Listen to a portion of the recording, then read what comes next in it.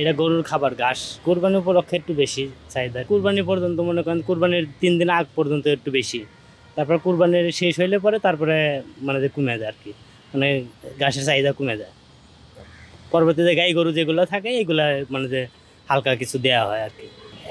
এক pick up এখানে দিলাম মানে একদিন পর পর আপনার দেই 1200-1400 কেজি ঘাস দেওয়া হয় আর কি। আর আরও বিভিন্ন খামারে দেওয়া হয়, আর এক খামারে দিয়েছি 600 কেজি।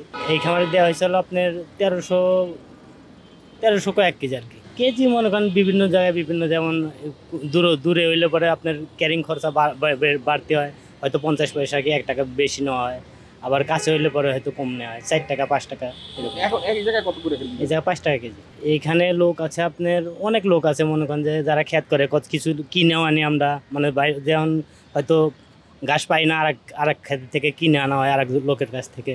যখন আমাদের ঘাস শেষ হয়ে যায়, আবার আমাদের ঘাস যখন হয় আবার আমরা কাটি এটা আমাদেরগুলা, ঠিক আছে। আমাদেরগুলা যখন আমাদেরগুলো শেষ হয় না ইনশাল্লাহ, তারপরে যদি শেষ হয়ে গেলে পরে অন্য খান থেকে আমরা করি, মানে গরুর খামারে দেয়াই লাগবো।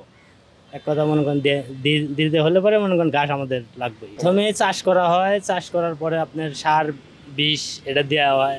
তারপর আপনার এই গ্যান্ডারের মতন কাইটা ছোটো ছোটো পিস করে লাগানো হয়।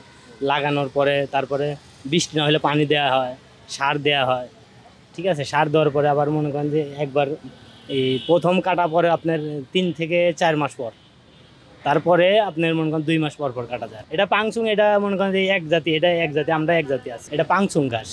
জমি লিজ নেওয়ার পরে তারপরে আমরা জমিতে চাষ করে লাগানোর পরে তারপরে আমরা বিক্রি করি। এই সীমিত মনে করেন যে হয়তো কিছু মনে করেন যে বউ পোলাপান নিয়ে চলে ফিরে খাই আর কি।